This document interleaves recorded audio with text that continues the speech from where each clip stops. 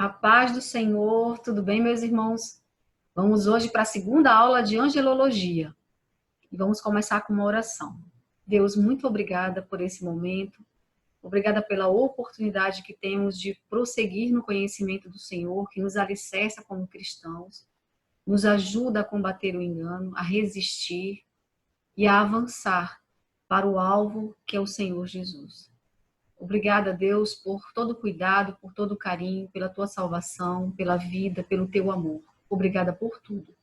Queremos te apresentar as nossas vidas como sacrifício vivo neste momento e em todos os momentos da nossa vida, para que o teu nome seja honrado e seja glorificado por nós, não só de palavras, mas também com ações. Essa é a nossa oração, pedindo que o Senhor nos abençoe, que o Senhor nos dê a direção, que o Senhor abra o nosso entendimento, para compreender as tuas verdades em revelação, de acordo com o teu santo e doce Espírito. Nós te agradecemos, nos colocamos na tua presença, nos colocamos na tua presença, te agradecendo em nome de Jesus. Amém. Amém. Então hoje, nossa segunda aula de angelologia, começamos na semana passada, com informações acerca da origem dos anjos, sua classificação, sua natureza. E hoje nós vamos avançar um pouco mais para uma outra classe, que faz parte dessa disciplina, angelologia, e vamos estudar especificamente aqui sobre Satanás. Então, Satanás, o diabo, ele existe ou ele não existe? Será que esse tipo de pergunta não é conveniente para ele próprio, que os cristãos, que a humanidade simplesmente aceite que ele não existe? E se ele existe, como que ele é? Ele tem chifres? Tem cauda de dragão? Pele como escamas, como apresentam pra gente? Tem tridentes? Tem uma cara assim, uma face distorcida? Ele se veste de preto, ou de preto e vermelho? Ou só de vermelho? Então, essas e outras perguntas, essas e outras preocupações com que tentam colocar pra gente quem é Satanás, é bem distorcido. E a gente precisa entender quem de fato ele é, como ele opera, quais são as suas atividades, de onde ele veio, para onde ele vai, por que ele se tornou um adversário, o que significa esse nome, enfim. Várias coisas a gente vai tratar hoje. E é muito importante que a gente conheça realmente o nosso inimigo, que a gente conheça o nosso adversário, porque ele é, independente se nós queremos ou não, ele é o nosso adversário. Então, vamos começar. A origem de Satanás. Como foi que Satanás se originou? De onde ele veio? Bem, Lúcifer significa aquele que brilha. E Satanás, do grego, significa Satã, né? Que é a mesma coisa que Satã, significa adversário, inimigo. Vamos ver alguns versículos aqui da palavra. Em Ezequiel 28:14 diz assim: um querubim criado por Deus. Então, a classificação, né, de onde Satanás está, que era Lúcifer, está na classe dos querubins. Então vamos lá. Tu eras um querubim, ungido para cobrir, e te estabeleci. Quem estabeleceu? Quem estabeleceu Lúcifer, esse querubim, quando foi criado? Deus. No Monte Santo de Deus estavas, ou seja, habitava como os outros querubins, no Monte Santo de Deus. No meio das pedras afogueadas andavas, ou seja, ele estava dentro dessa classe de querubins e foi Deus quem o criou. Então, a primeira coisa, Deus criou Lúcifer, criou os querubins, os serafins, todos os anjos. Criou a humanidade, criou a natureza. Deus é o criador. Então, Satanás não é Deus. Em Ezequiel 28:15 diz: a sua conduta foi perfeita. Por que foi perfeita? Desde o dia em que foi criado, Deus criou alguma coisa ruim? Não, Deus criou tudo, foi muito bom, foi perfeito. A criação de Deus foi perfeita. Até que começou a fazer o mal. Então aqui a gente vai começar a trabalhar um pouco mais lá para frente as causas da sua queda e a gente vai começar a compreender um pouco melhor como as coisas se deram. Nesse momento a gente precisa entender que a origem de Satanás foi uma criatura, um querubim que Deus criou e que o Senhor mesmo o estabeleceu. Como toda parte da sua criação, ele era perfeito, até o dia em que ele começou a fazer o mal. Então, por causa disso, e isso aconteceu numa certa ocasião, antes de o mundo existir. Por quê? Antes de o mundo existir. Lembra lá de Gênesis, quando Satanás enganou Eva? Então, naquele momento, ele já existia. Então, certamente, ele foi criado antes do homem. E aí foi quando ele se rebelou, né? Foi criado da forma como Deus realmente o criou, com perfeição. Foi dotado de muito poder, como todos os querubins, mas ele se rebelou. Em algum momento, ele se rebelou. E tornou-se o principal adversário de Deus e também dos homens. Então, aqui, irmãos, a gente entende que, independente se a gente quer desconhecer Satanás, se a gente não quer ouvir falar do nome dele, que a gente foge de todas as informações que falam sobre ele, isso não muda o fato de ele ser nosso inimigo. Ele não vai nos deixar, ele não vai deixar de tentar, de nos tentar só porque a gente não quer saber dele. Não, ele é adversário de Deus. E todo aquele que se aproxima de Deus também ganhou um adversário. Satanás. E seus demônios, né? Todos esses aí. Bem, então nós vamos ver agora a causa de sua queda. Mas antes, vamos ler aqui em Isaías 14:12, que diz assim: Como caíste desde o céu, ó Lúcifer, filho da alva, como foste jogado por terra, tu que debilitavas as nações. Então, aqui em Isaías, a gente vê que realmente Lúcifer foi o chefe dessa rebelião. Ele não veio sozinho. Olha aí, Apocalipse 12:4 diz assim: E arrastou consigo 1/3 dos anjos, e a sua cauda levou após si a 1/3 das estrelas do céu. Essa questão de filhos da alva, estrelas do céu, fala de anjos. E dependendo do contexto, a gente vai ver que é o diabo e seus anjos. Ou às vezes só Satanás, ou às vezes falando em relação a demônios. E lançou-os sobre a terra. Então, aqui a gente vê que ele caiu sim do céu, foi o Senhor que o lançou de lá. Ele foi jogado, não foi ele que quis vir, ele foi jogado por Deus, e com ele vieram 1/3 dos anjos, né, que ele arrastou consigo todos os que foram atrás dele depois dessa rebelião.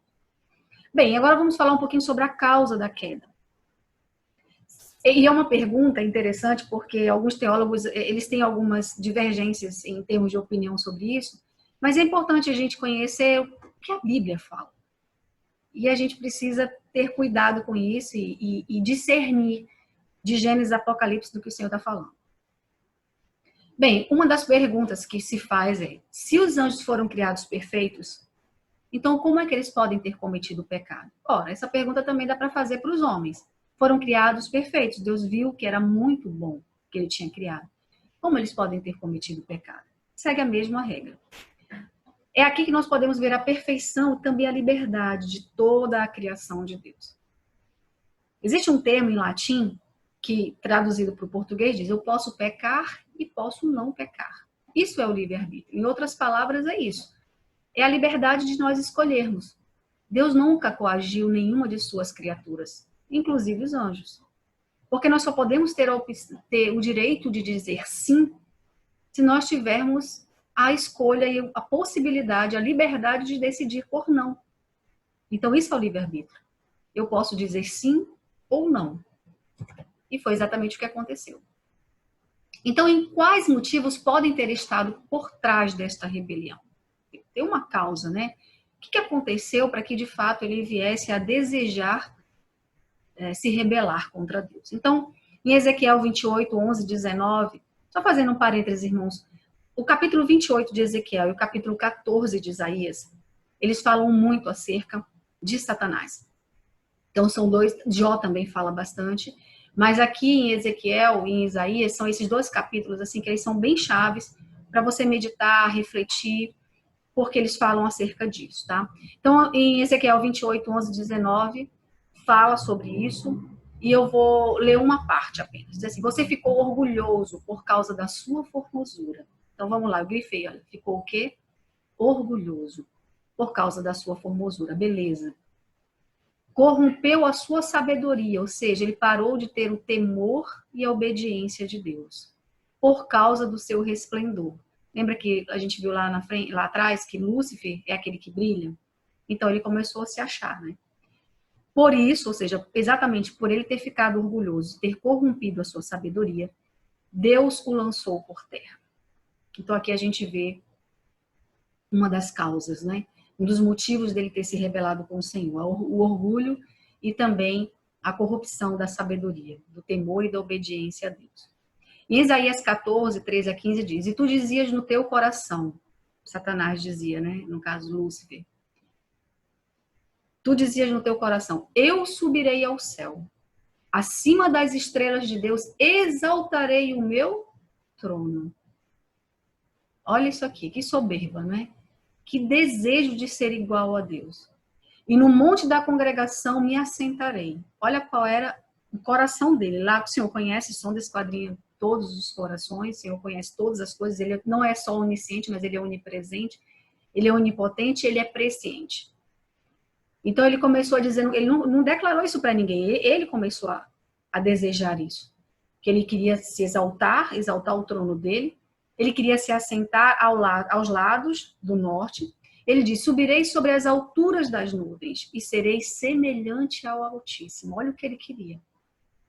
Semelhante ao Altíssimo. Isso parece bem com o humanismo, né, irmãos? Quando nós, o ser humano, quer se colocar numa posição de Deus, ser o centro de todas as coisas. E, contudo, levado serás ao inferno, ao mais profundo do abismo. Então, naquele momento, o Senhor já deu a declaração do que seria. O que mais a gente pode falar sobre isso, desses motivos? Satanás, então, ele queria a posição ao lado de Deus no céu, que é um lugar reservado a Cristo. Desde quando houve o pecado, o Senhor reservou esse lugar para Cristo. Sempre, sempre. Ele queria o seu trono sobre todo o principado, potestade e domínio. Também lugar prometido a Cristo. Também queria reinar sobre o povo de Deus, também privilégio de Cristo. Então, outro motivo aqui, a inveja e a cobiça. Em Êxodo 20, 17, o Senhor já ajudando, orientando, trazendo mandamentos, para que o homem não incorresse nos mesmos erros que Satanás incorreu quando da rebelião. E o Senhor disse ao homem: não cobiçarás a casa do teu próximo, não cobiçarás a mulher do teu próximo, nem o seu servo, nem a sua serva, nem o seu boi, nem o seu jumento, e nem coisa alguma do teu próximo. O que significa isso, irmãos? Que esses males, essa raiz do mal, ela passou para o homem quando da desobediência. Então nós estamos sujeitos, sim, dentro da nossa alma, a ter orgulho, a ter inveja ou cobiça, a ter soberba, a se sentir autossuficiente, a querer estar em um patamar que não é o patamar para a gente estar. Uma independência de Deus, desobediência, isso tudo entrou com o advento do pecado por causa da desobediência, que é uma espécie de rebelião também. Bem, agora vamos ver o resultado dessa queda. Nós já vimos a origem de Satanás, nós já vimos os motivos pelos quais ele caiu, e agora o resultado. O que aconteceu quando houve a rebelião, essa desobediência? Bem, após a queda, os anjos podem ser identificados como demônios ou espíritos malignos. Em Apocalipse 12, 9 diz assim: e foi precipitado o grande dragão, é um outro nome dado para Satanás. A antiga serpente, outro nome dado para Satanás. Chamado diabo, também um outro nome dado para Satanás na Bíblia. E Satanás, que engana todo o mundo. Olha aí, gente, engana todo o mundo. O mundo está sob o engano de Satanás. Ele foi precipitado na terra e os seus anjos foram lançados com ele. Então, tanto Satanás quanto os anjos que o acompanharam perderam sua santidade original e se tornaram corrompidos em natureza e conduta. Em 2 Pedro 2,4 diz: por quê? Se Deus não perdoou aos anjos que pecaram, mas havendo-os lançado no inferno, os entregou às cadeias da escuridão, ficando reservados para o juízo. Porque existiram alguns anjos que já foram aprisionados e outros não. A gente vai ver mais lá para frente sobre isso. E no seu caderno também tem sobre esse assunto, tá? Tem muita coisa para a gente tratar e a gente vai precisar ter que reduzir algumas coisas, mas você tem tudo isso na sua apostila. Em Romanos 7,14 diz: ele continua como um instigador do pecado no mundo, porque bem sabemos que a lei é espiritual, mas eu sou carnal, vendido sob o pecado. Por isso nós precisamos de Cristo. E agora vamos tratar do caráter de Satanás. Outros estão em liberdade, que são outros anjos, né, que estão em liberdade, e trabalham em definida oposição à obra de Deus e dos anjos bons. Em Daniel 10, 13 diz assim: mas o príncipe do reino da Pérsia me resistiu 21 dias, e eis que Miguel, um dos primeiros príncipes, veio para ajudar-me, e eu fiquei ali com os reis da Pérsia. Então, uma das coisas que Satanás faz é resistir. Ele resiste. Por isso também tem um versículo na Bíblia que diz que nós temos que resistir ao diabo e ele fugirá de nós. Mas nós vamos ver isso com um pouquinho mais de calma. E aqui só alguns nomes, quando a gente lê a Bíblia, que quando a gente vê essas palavras aqui, a gente vai identificar que o Senhor, que lá está se falando de Satanás, tá? Diabo quer dizer caluniador, o dragão, a serpente, Beuzebu, Belial, Lúcifer, maligno, tentador, Deus deste século, a gente vai conversar um pouquinho melhor sobre isso, sedutor, Abaddon, Apolion, adversário, que Satã a gente viu que significa adversário, acusador, porque ele faz isso conosco, homicida, príncipe da potestade do ar, caluniador, pai da mentira.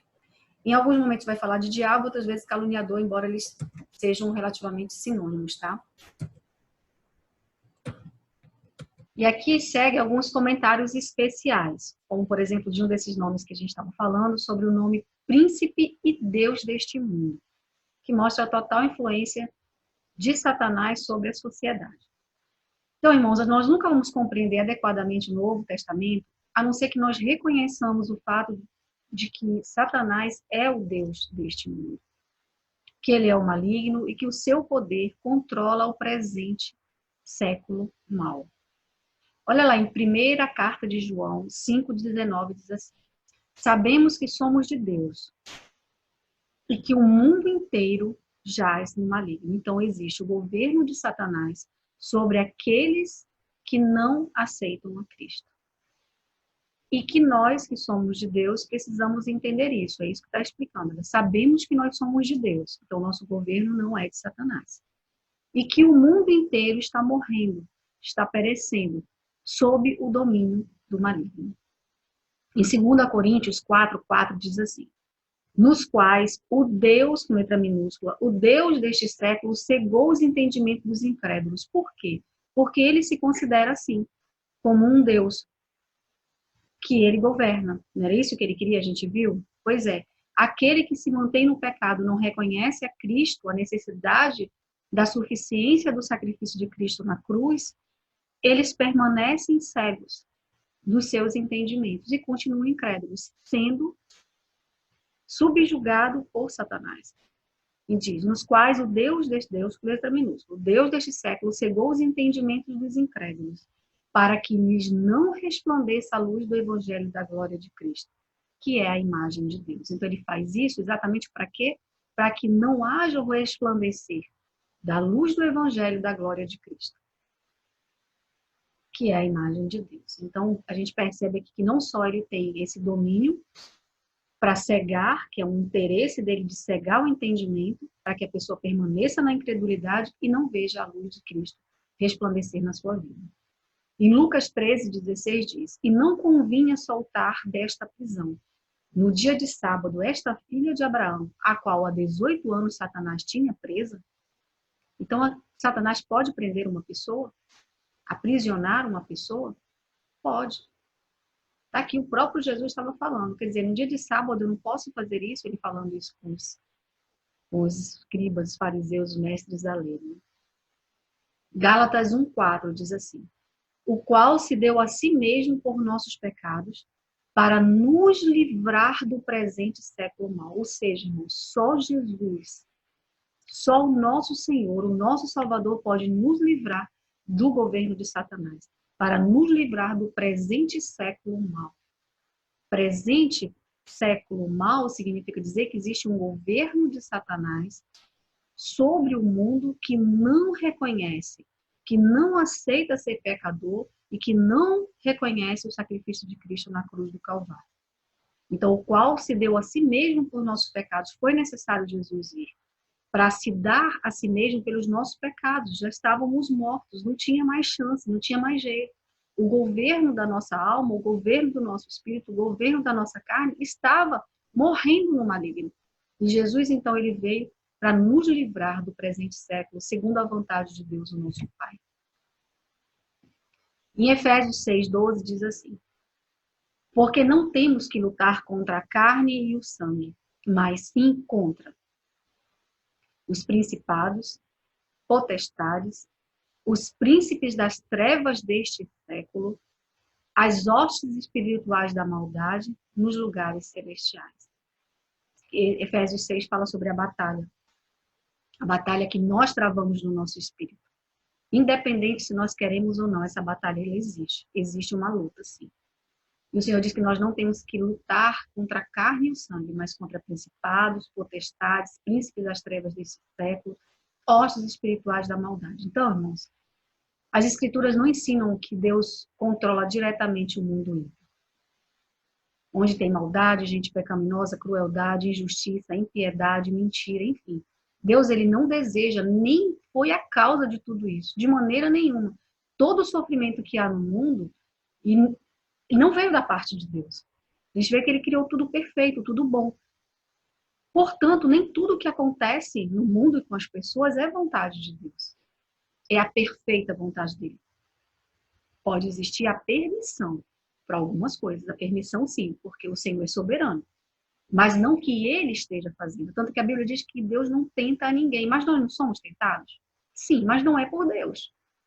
Então a gente precisa entender que a gente não pode ficar dizendo que Deus está no controle de tudo se a nossa vida não estiver no controle de Deus. Deus não pode estar no controle direto na vida de uma pessoa que está subjugada pelo maligno, que está morrendo no maligno porque não teve uma decisão, não teve um comportamento, não teve uma conversão, não passou pelo processo da salvação. Então a gente tem que ter cuidado, porque senão a gente começa a se esquivar das nossas responsabilidades humanas, das responsabilidades humanas do próximo, de que a gente realmente precisa lutar seriamente contra o pecado, contra a iniquidade, contra a mornidão espiritual. Tudo isso a gente precisa avaliar, observar, ver como é que realmente a gente precisa fazer, conhecer a palavra e permitindo com que ela limpe realmente, nós tenhamos um coração puro e as mãos limpas, como diz o Senhor, sem o qual nós não temos como ver a Deus, né? Então, vamos continuar com esse comentário especial aqui acerca do príncipe dos deuses desse mundo. Em 1 João 5,19, a gente já falou, né, que todo o mundo está no maligno. Em João 18,36 diz: respondeu Jesus, o meu reino não é deste mundo. O Senhor confirmando que não é, o reino dele não é deste mundo. Se o meu reino fosse deste mundo, pelejariam os meus servos para que eu não fosse entregue aos judeus. Mas agora o meu reino não é daqui. Então Jesus mostrando que sim, existe um reinado por um determinado tempo, porque isso vai acabar. O juízo final vai acontecer, mas por um determinado tempo, Satanás está governando aqueles que não se prontificaram a buscar o Senhor, a entregar a sua vida ao Senhor. Em João 17:16 diz assim, eles não são do mundo, ou seja, falando a nosso respeito. Como eu também do mundo não sou, ou seja, passamos a ter o governo de Cristo. Lembra quando o Senhor estava dizendo, os discípulos pedindo para ele ensinar como é que orava, ele disse, venha o teu reino. Seja feita a tua vontade aqui na terra, assim como é feita no céu. Ou seja, não é todo mundo que pode conseguir dizer isso. Venha o teu reino para que Deus possa governar. Reino fala de governo.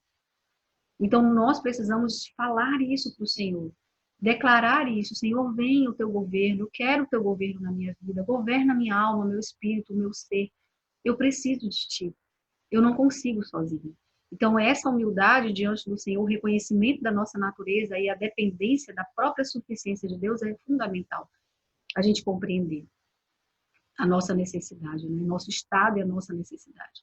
Em Lucas 11:2 diz, e ele lhes disse, quando orardes, dizei, Pai nosso que estás no céu, santificado seja o teu nome, venha o teu reino, seja feita a tua vontade, assim na terra como no céu. Agora a gente vai ver sobre as atividades de Satanás. Satanás, então, e seu exército de anjos que caíram, eles estão organizados, estão preparados para grandes batalhas do mundo.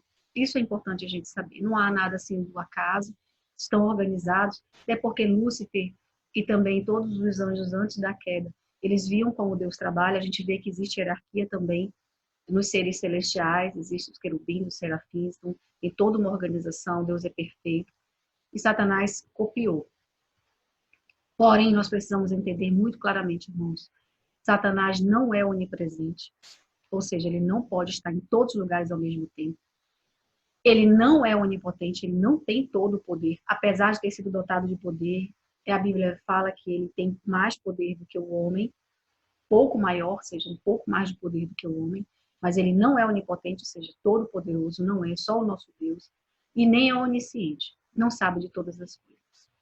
Por isso, a maior parte da atividade dele é delegada a seus inumeráveis demônios. Eles precisam estar organizados em vários lugares, porque eles não podem estar ao mesmo tempo em todos os lugares. Então, eles fazem essa divisão, essa separação de ações, de atividades.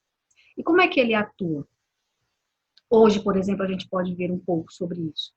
2 Coríntios 11, 14 e 15 diz assim: e isso não é de admirar, pois até Satanás pode se disfarçar e ficar parecendo um anjo de luz.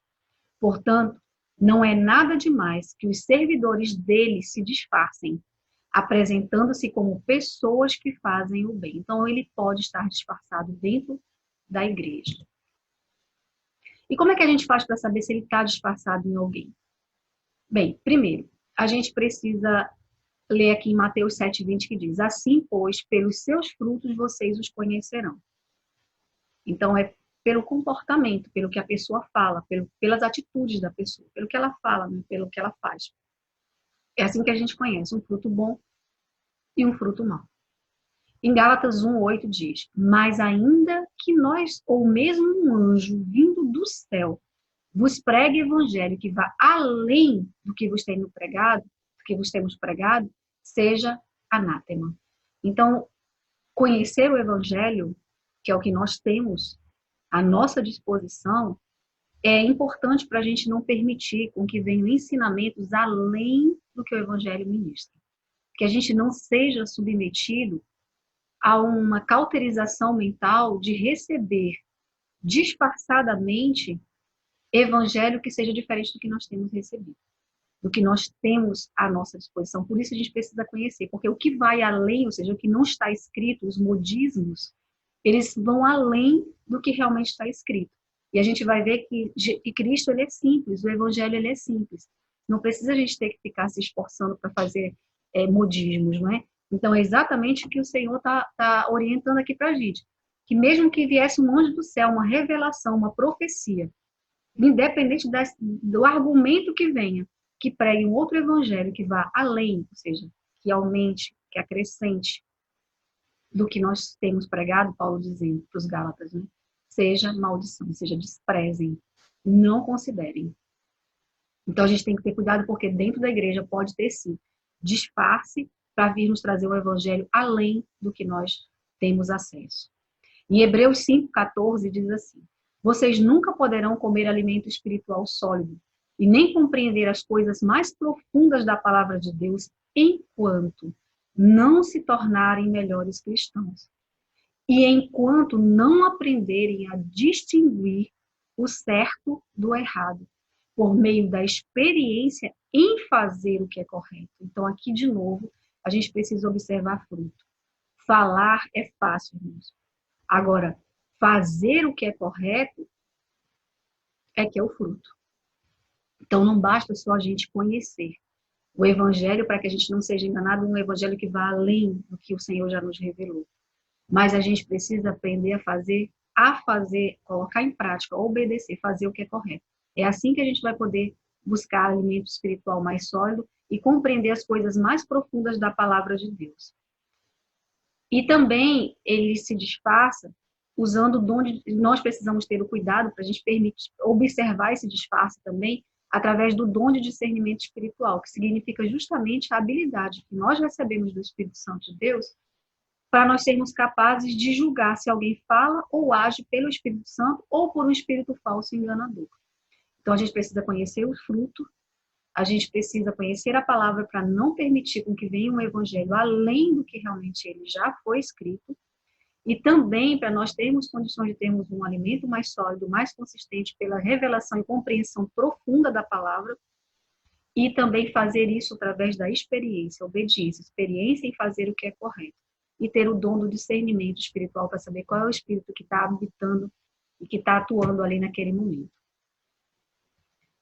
Bem, então, nós vamos só voltar aqui as atividades dele. Então, olha, letra A aí, olha, disfarçado, como é que ele atua? Disfarçado no meio da igreja, a gente já viu como faz para poder observar.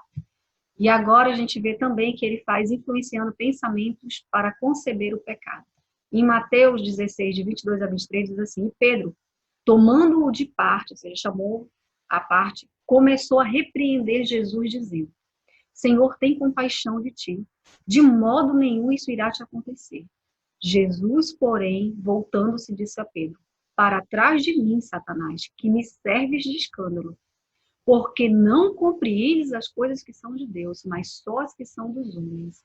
Ou seja, a gente aqui pode ser influenciado sim. Pedro, um discípulo, estava aprendendo com Jesus, e naquele momento ele se permitiu, por um entendimento que era diferente das coisas de Deus, não compreendia, então estava dando uma instrução, dando uma orientação. Isso pode acontecer no meio da igreja. Alguém chegar para dar uma orientação, uma sugestão, uma opinião, até uma advertência para alguém que não foi Deus que enviou, né? Porque ele, naquele momento, ele só estava percebendo aquilo que ele conseguia ver, como homem, estava vendo como homem, como mulher. E ele não estava conseguindo compreender, ter o discernimento das coisas de Deus. E aí ele terminou falando, o Senhor usou como Satanás, né? Como um adversário, como um inimigo daquilo que Deus realmente estava querendo e prestes a fazer. Em 2 Coríntios 11, 3 diz assim, mas temo que, assim como a serpente enganou Eva com a sua astúcia, assim também eu temo que vocês sejam de alguma maneira corrompidos nos vossos sentidos e se apartem da simplicidade que há em Cristo. Aqui complemento o que a gente falou ainda há pouco, que a serpente, ou seja, Satanás dentro da igreja, pode corromper os nossos sentidos, até a nossa própria vontade de fazer algumas coisas, e fazer com que a gente se aparte da simplicidade que há em Cristo. Também ele atua na distração. Em 2 Samuel 11, 2 diz assim, uma tarde, aconteceu que Davi se deitou para descansar, mas ele não conseguiu dormir. Então ele se levantou e foi para o terraço do palácio real para distrair-se. Olhando para fora, começou a prestar atenção em uma mulher que tomava banho e que mesmo de longe parecia de uma beleza fora do comum. Irmãos, aqui a gente percebe o seguinte, que nós, como seres humanos, nós temos uma tendência para distração. E aqui a gente vê que Davi ele foi descansar. Não era tempo de descanso, estava no meio de uma batalha. E ele não foi para a batalha, se distraiu, né? Começou a descansar, usufruir daquilo que ele já tinha, de benefícios que ele já tinha alcançado. E aí ele não conseguiu dormir. Então ele se levantou e foi para o terraço do Palácio Real para distrair-se. Irmãos, está me vindo à mente aqui que a gente tem que ter muito, muito cuidado com esse tipo de distração que a gente busca nas redes sociais, na internet. Porque, de repente, a família pode estar dormindo, a esposa pode estar dormindo, e de repente o marido pode estar indo para assistir pornografia pela internet. Ou até buscando um relacionamento virtual. Então, me veio esse entendimento aqui agora, e então estou passando aí para os irmãos para a gente ter cuidado, para não se distrair. Isso pode valer para a mulher também, né? Não só para homem, mas para nós também, mulheres. Bem, então como é que a gente pode se defender e obter vitória contra Satanás e seus demônios? Vamos ler Efésios 6, de 11 a 18. Diz assim, revesti-vos de toda a armadura de Deus, para que possais estar firmes contra as astutas ciladas do diabo. Então, nós temos uma armadura que nós precisamos nos vestir de novo, ou seja, nós tínhamos uma vestimenta, e que quando nós aceitamos a Cristo, começamos a conhecer a palavra e viver assim, nós precisamos colocar, nos vestir de novo, colocar essa armadura de Deus para a gente poder estar firme. Sem ela, a gente não consegue ficar firme contra as astutas ciladas do diabo, que é o enganador. Porque nós não temos que lutar contra a carne e o sangue, mas sim contra os principados, potestades, príncipes das trevas deste século, hostes espirituais da maldade nos lugares celestiais.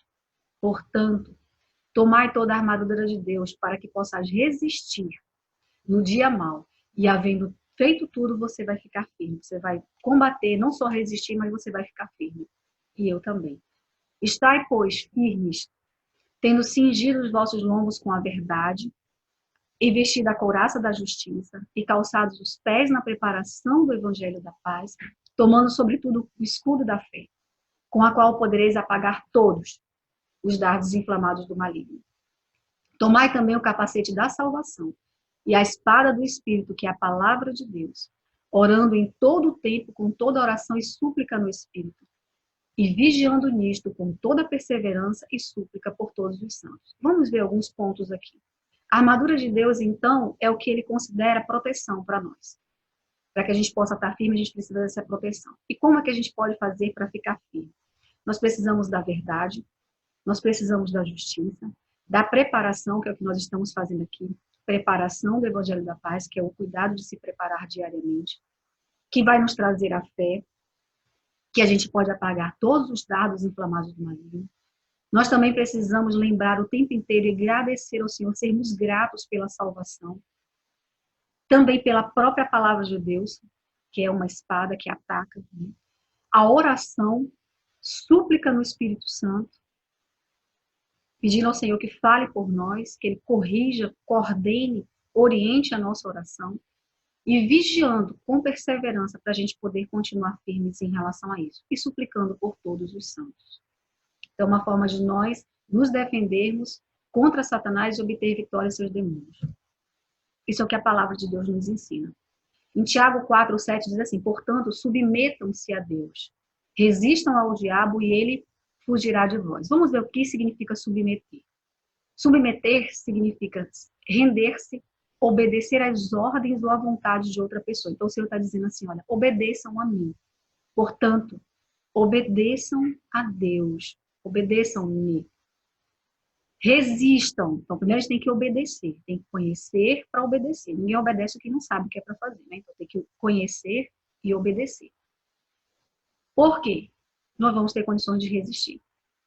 Resistir, então, significa conservar-se firme, não sucumbir, não ceder. Então, se nós nos submetermos a Deus em obediência às suas ordens, à sua vontade, conhecendo e obedecendo, nós vamos ter condições de não ceder ao diabo. E o fato de nós não cedermos ao diabo faz com que ele fuja de nós. Então, é um processo.